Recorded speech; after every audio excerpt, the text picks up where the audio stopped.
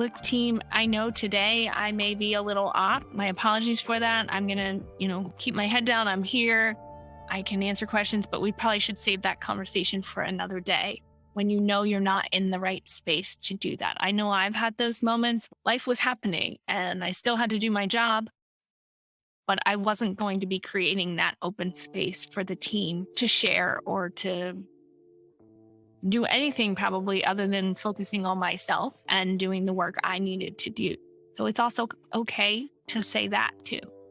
And it's a strength to be able to say that, right? Because a lot of people see being open and accepting what you don't know, or accepting like what you exactly shared, that I'm having an off day, as a weakness.